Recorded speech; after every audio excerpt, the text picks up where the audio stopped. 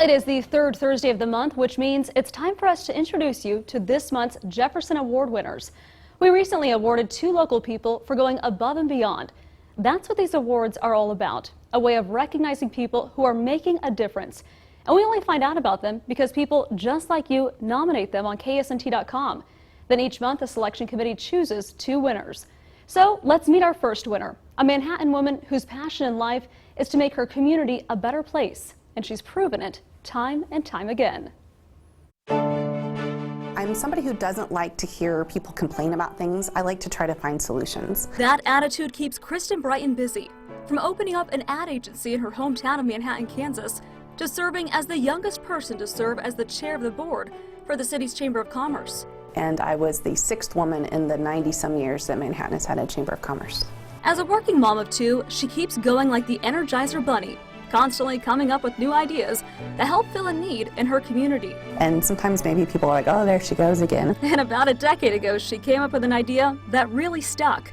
One of her children had been diagnosed with being on the autism spectrum, and she was struggling to find childcare options over the summer break. Because these kids can't just take like Parks and Recreation summer day camps. They need too much attention. So she came up with an idea to have a summer camp just for autistic children.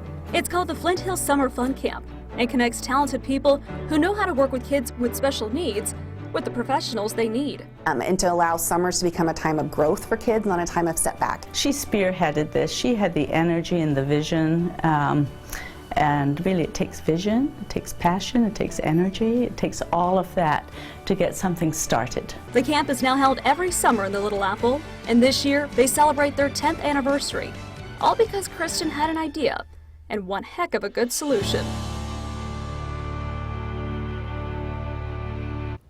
And I love that last shot. It was a picture that her daughter had created for her a long time ago and put it up in her office that says, "My mom would make the world a better place." And I think it just goes to show her mom has done that. And there are talks of another camp starting up in the Emporia area as well as other parts of the state.